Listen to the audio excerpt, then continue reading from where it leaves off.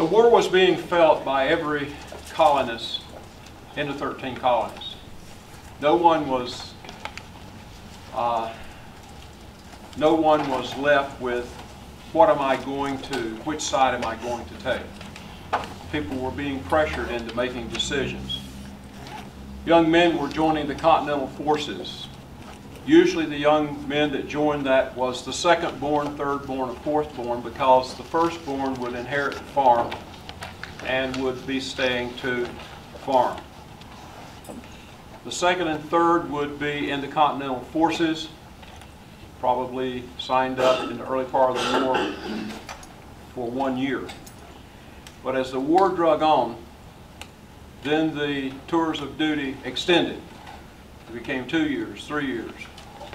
And then we did not have the numbers to compete against the British forces, which were better trained, better equipped, better fed than our forces. And so General Washington required that when you joined the Continental Forces, you would join for the duration. And if you joined for the duration, it was the duration. It was a lot like marriage. When you got married in 1776, it was for the duration of your life. When you joined General Washington's army, it was the duration of the war until we won or until we lost. It was a total war. We did not have manufacturing plants. We did not have the lead. We did not have the metal for swords. When a young man went to war, usually his mother would give up all of the pewter in the house, if she had any. And it would be melted down. If they had lead, it would be mixed with that. If they had tin plates, it would be mixed with that in order to make musket balls.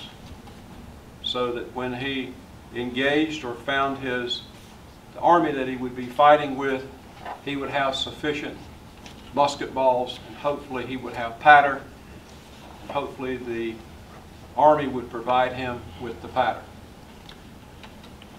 The Continental Forces were poorly fed, poorly equipped, and that is going to be part of the story of Valley Forge in just a few minutes. So giving up what we had in our homes was a part of it.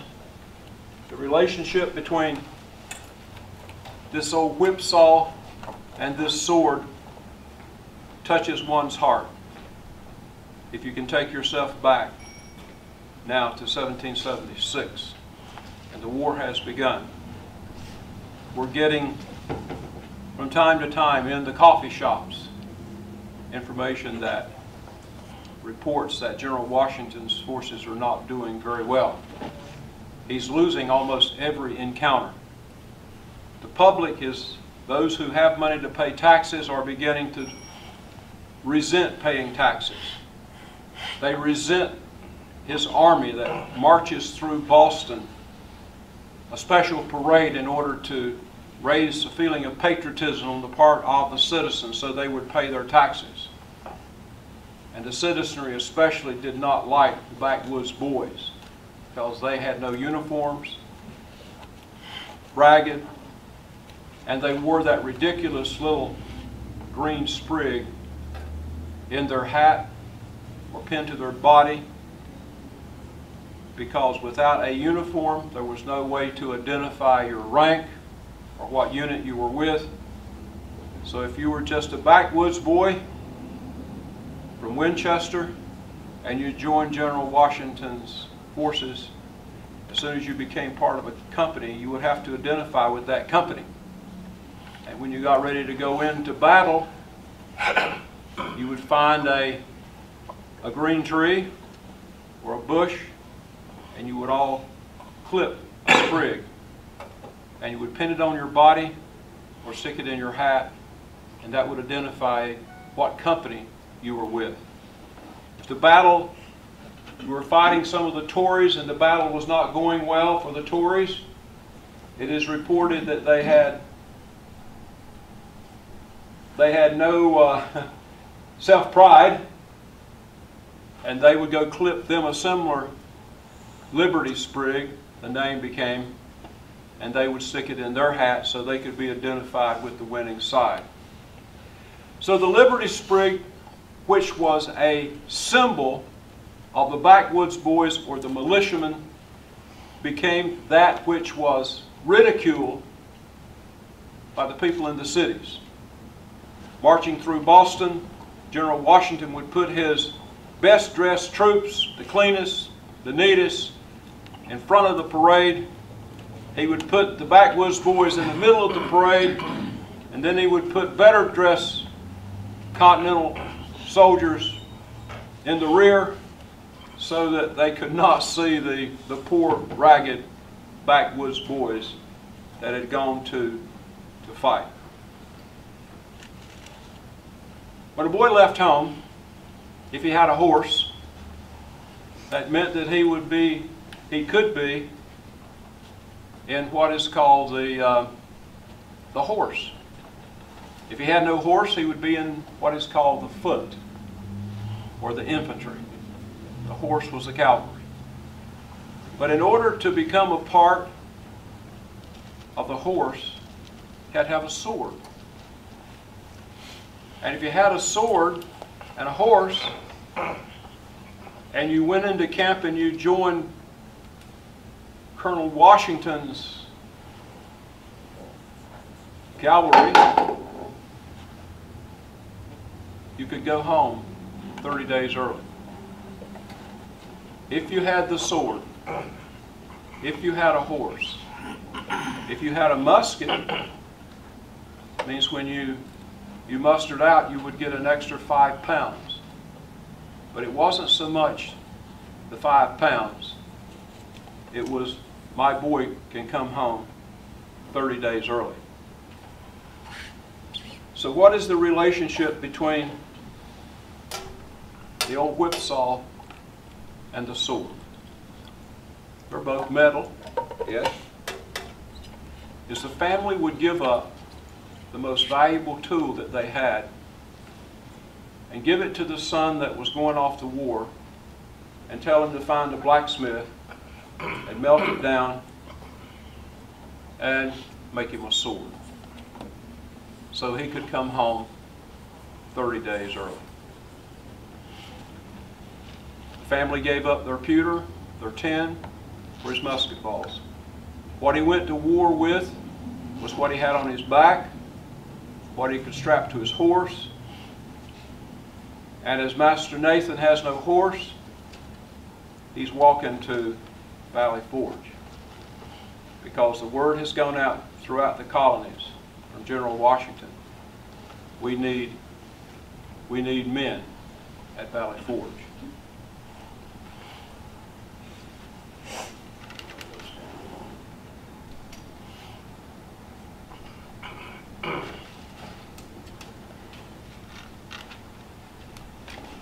Your most important weapon was your brown bess.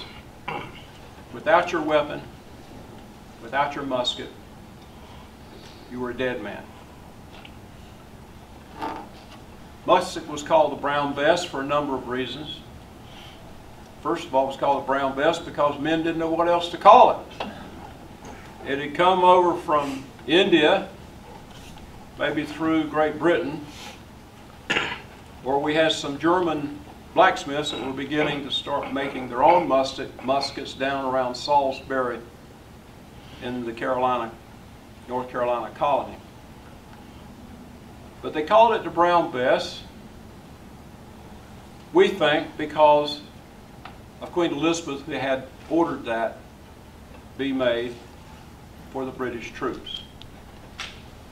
Usually made out of having a walnut stock, and then when it was sent here, it was covered with an oil,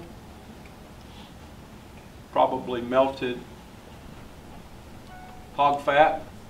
By the time it got here, that had begun to rot and it looked brown. So by Queen Elizabeth's order and the appearance of the musket, thus the name Brown Bess. Now I must say there is another story. We won't get into all the stories, but one more. The musket was, its early design was a German whose name was Braun. And it could well have been named for the man that invented the idea of this musket. The men liked the idea of sleeping with Brown Bess, became their constant companion, and they carried it by day and they slept with it by night. But now, it is late November 1777. Washington's army is losing almost every engagement. He does win some skirmishes. The winter is coming, and he must move into some camp someplace to preserve his army. He has certain concerns like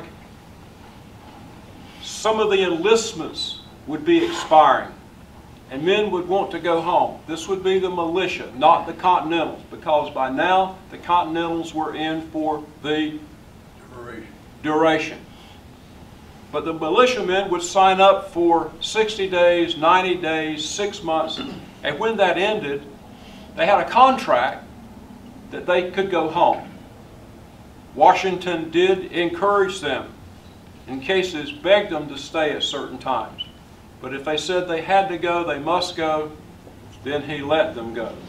So he moves into Valley Forge with over 11,000 men, perhaps 11,500. They begin to set up a camp in a place called Valley Forge, and there's not even a forge there. Maybe there was one at some point. But it is an open field near a river, and it's within 20 miles of Philadelphia, where the British soldiers now are encamped because they have taken our capital. And all of our representatives, our delegates, have now fled for their lives. And 17,000 British soldiers occupy our capital. Washington did not want to move far away from the capital. He wanted to be close enough that he could determine, keep up with what was happening with the British Army. But he wanted to be far enough away where he could not have a surprise attack. Army traveling 20 miles, it takes at least a day to get there. Through snow, maybe more. Good weather, maybe a day. It's hard to move 17,000 troops or 11,000 troops with great speed. So here now, Washington has chosen this area, this place for encampment. The weather has not been good at the last of November and the beginning of December, and now at the latter part of December. And so he made his decision to move into this area called Valley Forge, and now his troops are almost all moved into the camp. And the day the early forces moved into the camp was the 19th of December, 1777. But if you've ever marched with 11,000 men, with wagons, with equipment, not to mention all of your soldiers, your personnel, and then of course those who are following their soldiers, women and children of soldiers that have gone to battle, and many of the women and children that followed their daddies into battle, it was because they had no homes to return to. They had been burned out by Tories. The British had solicited the Indians to fight with them, and for the most part the Indians were all fighting with the British. So it was a civil war where there was not any protection from Washington's army, which was very little, and therefore we had civil war in the back country and it was brutal. And so these women and children, having no place else to go, would tag along with a ragtag army going wherever it went. And so now Washington decides that they will make the encampment at Valley Forge, and there's nothing there. There's one or two stone homes, and they encourage Washington to take possession of one of the homes there, and he refuses to do so. He will not do what the British do. Go in and take your home, quarter your troops in the home of the citizen. Decided not to do that. Would not allow his officers to do that as well. So they began to put up what tents that they had. And in the process of putting up tents during that particular time, they began to build the log squad huts. Hut required about 80 logs. They had plans from Washington. Washington told them how long it would be, 16 to 18 feet, 12 to 14 feet wide. The eaves would be 6 feet at least, and at one end there would be a fireplace, and it would be room enough for 12 soldiers to squat in. So there, a squadron would be in a one-log hut. So they begin the process of building. The snow is now on the ground. It is still snowing at the beginning of the movement into Valley Forge. Only 4,000 of Washington's men had shoes. The other 8,000 were barefoot. Another 2,000 or 3,000 had no clothes. They were wrapped with blankets. And Washington writes in his diary that the British can certainly trace our army by the blood and the snow. And that is the absolute truth. So now Washington is seeing that his men move into Valley Forge for winter encampment. He has so many problems. So many of his men are sick. He did an inventory of how many men were able to fight, and he found out this. He found out that 3,000 were sick with either smallpox, dysentery, tetanus, or camp fever, whatever that is. The other concern that he had was they were dying. By the time they moved in and really started keeping the records, at least 20 men a day would die. Sometimes 30 men would die. Sometimes 40 men would die. But on average, it was 20 to 25 men that would die each day. As they put up the cabins, they tried to make those into little hospitals. But they had very little straw. They would put enough straw to stretch a man out on, and when he died, they would move him, and he would bring another. They would bring another sick soldier in, and as one of the doctors placed in his diary, we don't even have enough straw to replace where the dead man lay. We just keep putting them on the same straw, the same straw, the same straw. And you know what that means if it's smallpox. It's passing it on and on and on. Washington had resisted inoculating his troops with a vaccine that seemed to be working. And his doctors or his surgeons encouraged him to use this vaccine. And his question was this: everybody that gets scratched with the vaccine, I have to remove them from the camp for at least 2 weeks. And therefore I reduce the number of fighting men that I have. But then if they're going to die, I won't have an army. So he set up encampments at least 100 yards away from the main camp. And when you were inoculated, you went to this location, and hopefully you would have a tent, and you would be there for 2 weeks. If you did not die, you came back into camp. Many of the men that were inoculated they died because they were already so weakened from lack of food, starvation, dysentery, that they could not survive the inoculation. So that is where we are in the first few days of Washington's moving into Valley Forge. The purpose of Washington was, we will not surrender. We will continue the fight. He was encouraged to surrender.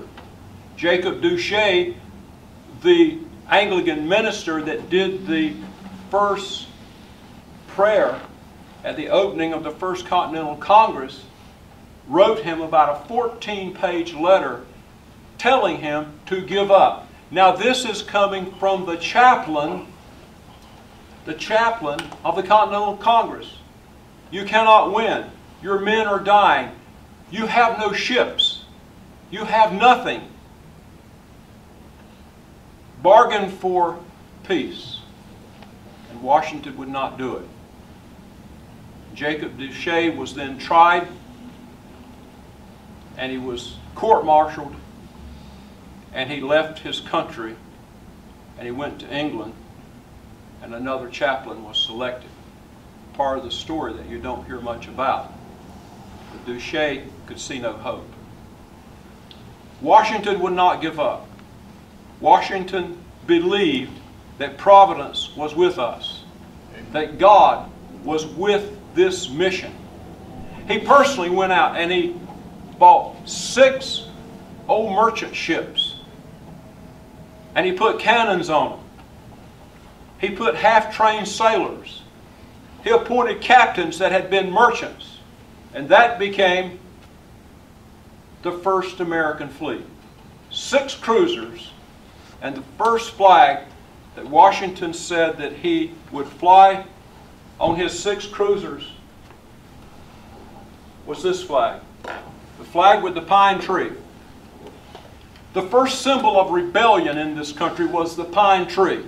The pine tree because the king ordered that all pine trees of 32 inches in diameter could not be harvested on your farm, but would be reserved for the king, and 3 chops would be put on each tree. And if you touched it, you could be beaten or executed, or perhaps your ears cut off, and if they didn't like you in the community, they might snip your nose off.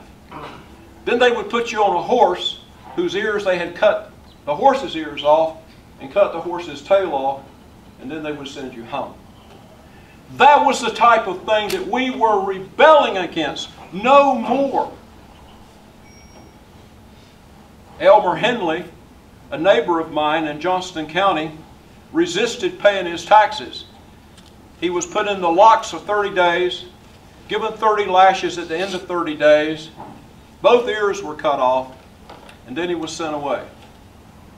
That was the type of cruel punishment that the king was imposing and his agents were imposing upon the forces, upon our country. And all of our men that were fighting knew about that. So it was a cause that for which they were fighting. And so the name of that cause became the glorious cause. They would go into battle with that emblazoned on their shirts, the glorious cause. Or they would put slips of paper on their hats or on their fur caps, and they would have the word Congress. Or they would wear a shirt into battle like Daniel Morgan ordered for his men, the hunting shirt, and they would write things like liberty or death. And we know that Patrick Henry uttered those words in Richmond. Give me liberty. I know not what course others may take, but as for me, give me liberty or give me death. And so for numbers of troops at Valley Forge, death came calling. Not through a musket ball, but through starvation and sickness. So if you will, for a moment, imagine a camp. Log huts are going up. The Continental Congress had promised Washington that they would give him 20,000 troops. So he had a goal of building enough log huts for 20,000 troops that Congress had promised would be coming. But they were not coming. There was no money to pay them. And Washington would send communique after communique to wherever the Continental Congress was meeting, begging, send me troops, send me money, send me food, because we are starving. And then the question became on the part of the troops, because they could see the messengers go out on a daily basis with George Washington's communiques, begging for assistance. And those words would echo through the camp. Is there anybody there? Does anyone care? Is there anybody there? And no word. Nothing. Nothing. Silence from our Continental Congress. They were fleeing for their lives because they were under a death sentence on the part of the king. So they did find places to meet. York, Pennsylvania, New York, and other places. But the communiques would be brought in by a messenger. They would be taken by the secretary. He would read them. The delegates reached a place that they didn't even read the communiques. And they told the secretary, we know what he's asked for. He has asked for the same thing again. And the secretary would throw them into a file box and would be the only person in the room to read the communique. The plea, is there anyone there? Does anyone care? Meantime, Washington's chaplains, he had ordered that chaplains be a part of every regiment. He sent a blistering letter to Congress that chaplains must be paid 33 pounds a month. Officer, captain's pay. We need chaplains. I send no man into battle without a chaplain. And with each regiment having a chaplain, that was insufficient to bury 20 to 30 men a day. So some of the men put in their diaries. One put this: the general reads the burial service over his men daily for lack of chaplains. And another man wrote, he reads the service, he conducts the service as though he himself was a bishop. And then disaster struck Washington personally. Washington came down with pleurisy. Little reported. He did not report that, would not allow that to be reported. They put Washington in a tent. He would not agree to go into the local house that was there at that point because the men still had no shelter. And for 3 weeks, the chaplains and his officers thought that Washington would not survive pleurisy. And he felt he was sick enough, and he did not know either. So he let the word be known that his replacement would be Nathaniel Greene, a man that he had asked for time and time again from the Continental Congress. Allow me to take Nathaniel Greene, and he becomes a part of my headquarters staff, and they would not approve him to become a general because he was a Quaker. And heaven forbid, he was a cripple. He walked with a limp. His father ran a foraging business in Connecticut, and as a young boy, an anchor fell on him, and he was forever crippled. But he went to war. But we can't have a cripple and a Quaker as an officer. The Quaker Church had already shunned him, kicked him out of the Quaker faith because he had gone to battle. But finally, Continental Congress said, okay, he can be a general, and Washington put him in charge of securing food and food staples from the surrounding area. And if I shall die, he let the Continental Congress know it will be Greene that replaces me. Washington did recover. During the course of the war, there were 9 major diseases among the soldiers. And researchers have said that Washington contracted every one of those diseases during that 8 years that he was at war. So now, with losing 20 men a day and 30 men a day,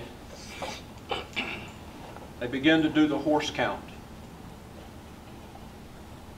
And when they did the horse count, they found that 700 horses had starved to death, and they needed to be buried.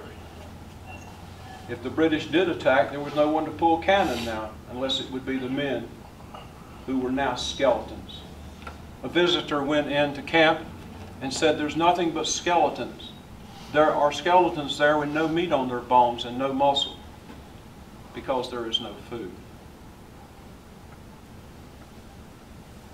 January the 24th, 1778,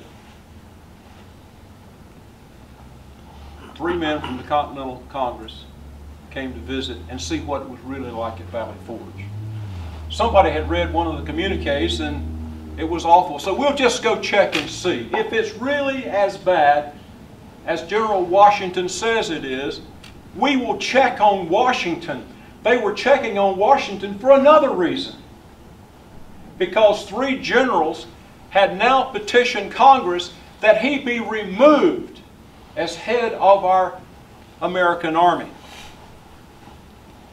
Gates as one, Conway is another, Mifflin is another. Prominent generals, they thought. And so now Washington was dealing with that. And so the buzz began around Washington. Here Washington is, with his men dying, his men sick, the British 20 miles away, and the Continental Congress is now saying that he is not fit to be our general. He has won no battles. He has won no skirmishes. John Adams, his supporter, went to the Congress and said this: "We must not lose Washington." And John Adams wrote to Washington and says, "Could not you do something to show some progress in battle? I will defend you in the Continental Congress." And Washington sent word back, "We are surviving. And if the Continental Congress decides that I shall be removed, I will happily return to private life." That was a sobering statement. And the Congress began to change their opinion. Gates began to be found out to be what he was. He was a liar. He had taken credit for battles in New England that Daniel Morgan had actually been the person to strategize and to see that the battle was won. Conway was a crook. And Conway challenged a man to a duel because one of the other generals disagreed with him. And Conway, in the duel, was shot in the mouth and thought he was going to die. And on his deathbed, he wrote to Washington, he said, "I'm sorry. You are the general for this country. And I wanted to say that with my last breath coming through a shot-out mouth." But guess what? Conway didn't die. He lived. Washington wanted no part of him. And so he went to France. And he fought in Europe. But back to where our men are. So it's January. Men are dying. Men are going home. The number count is 8,000 people left to fight. Only 4,500 have uniforms muskets, and enough powder to engage anyone. The others have no weapons, have no clothes, and are most likely sick. So when Congress, the representatives from Congress returned to the Continental Congress, they began to act. They began to act. They began to approve Washington going in and seizing food, but you must give an IOU. We would not be like the British. We would give an IOU and we would repay or pay for what we seized. Nathaniel Greene was like an angel from heaven. He was able to go in and find food that no predecessor of his was able to find. And he sent his men as far as North Carolina and South Carolina to bring the food all the way back. Long trip. Then he sent them north, and they began to find food. Then the farmers in the surrounding area of Valley Forge began to sell their produce and their grain to Washington, because Washington said, sell it to me or we'll seize it. So they began to sell it. And so the food began to flow. The word now had traveled throughout the 13 colonies. The men returning who had completed their tour of duty or completed their contract, the militiamen and the backwoods boys, as they returned home, people would ask, well, how is the war going? Tell us about Valley Forge. And so they would tell the story of the death and the dying and the persevering of the men there. And it struck the hearts of men and boys and women throughout the 13 colonies. And so now, there began a procession of men and boys to Valley Forge. We could leave the story here, because this is where history leaves the story, is that Washington's army was replenished, and he built it back to not only the 11,000, but it was around 12,000. But that's not the end of the story. The end of the story is this, is that men and boys began to assemble in different locations: Connecticut, Virginia, New York, New Hampshire, and begin signing up and began their movement to wherever Washington would be when he decided to leave Valley Forge. In the meantime, another miracle of Valley Forge. A Prussian that spoke no English found his way to Valley Forge through Benjamin Franklin, who he had met in Europe. And Benjamin Franklin gave him a letter of reference and said, why don't we try using this old Prussian general? I think old was like 40. Let's use him. Wilhelm von Steuben was a big bag of air, so they say. He talked all the time. He cursed all the time. He lied about himself being a count or a noble or on somebody's arm, somebody's army over in Europe. But he found his way to Franklin, and Franklin endorsed him, and he came and found his way then to Valley Forge with a letter of introduction from Benjamin Franklin, and Washington looks at it and says, well, why not? And he doesn't speak English, so Washington has to communicate with him through a translator, a young man on his immediate staff. And so he tells Wilhelm von Steuben, we'll see what you can do about training our forces. So von Steuben goes out and he selects 100 of the brightest of our soldiers. And he says, I will train the first 100. And then these men will train the others. And so he began to train. And it was almost like a play, a comedy play, to watch the training, so I'm told. I read some of the diaries of the men. And they said he would curse us in German, and we didn't know what he was saying in German. So one of the aides went to Washington and said, you know, we've got to translate the commands. And he says, I haven't been translating the curse words. And Washington says, well, how's he doing? I'll go out and watch. So Washington goes out and he watches von Steuben do the training. And he says to the aide, translate the cursing. Washington did not allow cursing in camp. But if that would get the job done, von Steuben would do it. Von Steuben had a great personality. The soldiers came to love von Steuben. When he would get so frustrated and curse in German, they would turn around to each other and smile and laugh. And then that began to build the esprit de corps. And so von Steuben was another miracle. But now I must move towards the end of my story for today. And so now we have Washington getting ready to, he's trying to determine where he will attack.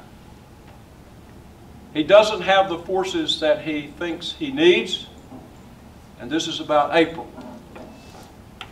And so with the weather changing, young men begin to converge on Valley Forge. They had been called to the capitals in the various colonies, and they had assembled, and they had made a determination that they would move to Valley Forge, that they would go there to fight with Washington. By mid and latter part of April, Washington's army that had been depleted to probably 8,000 people, with the coming of the new men to fight, he now had a force of 24,000 men. And by June, von Steuben had trained them. By June, Nathaniel Greene had fed them. And they were beginning to develop their muscles again, and they make notes in their diaries about this. They forget, after a period of time, the time of starving, the critical time, the time that they received a half gill of rice and a spoonful of vinegar. They were now forgetting the time that they only were able to have to eat fire cakes, and fire cakes. But they were becoming now a fighting force. Von Steuben had one complaint about the American soldier. He complained this way: I give them orders, and they always want to know why. If they were Europeans, they would just do as I say. But these Americans will always question the orders. That's the American way, isn't it? And so what is the miracle? It is a miracle at Valley Forge. In a little publication I wrote, I put together the crisis. I'm going to add a chapter to that. And it's going to be the miracle. I placed in the back of that little publication, the miracle. The miracle is this: that God answered George Washington's prayers. He did not allow George Washington to die of pleurisy. Nearly 3,000 men did die. But an additional 12,000 men came to fight. And the interesting thing to me is when they did roll and ask the ages of their army, 50% of the people that had marched to Washington to join him at Valley Forge, they were from age 11 to 16. Children. And the 500 women and children that followed the camp. Nursing stumps of feet that had frozen off. Nursing men dying from smallpox. Nursing men with dysentery. Washington was so impressed with the women in camp and their children that after the war he saw to it that they received pensions. In camp he paid them, if he had the money, 1/2 the wage of a soldier. And for a child that was working, he got quarter wages. Likewise, they got half rations when they had food and quarter rations. So it was a matter of God's answering George Washington's prayers. He was a faithful man. He would not allow man to be buried without holy services. He would allow no cursing. He sent men into battle only with chaplains, which perseveres. That command is in our armed forces today, the chaplaincy. I appreciate your time. I welcome you to ask me other questions, but I think my time is up. And I turn the program over as I say farewell to you. And as Master Nathan and I make our progress towards Valley Forge, I think I mentioned earlier he is from Winchester, lives here in Rappahannock County, and we shall go together to Valley Forge. God bless everyone.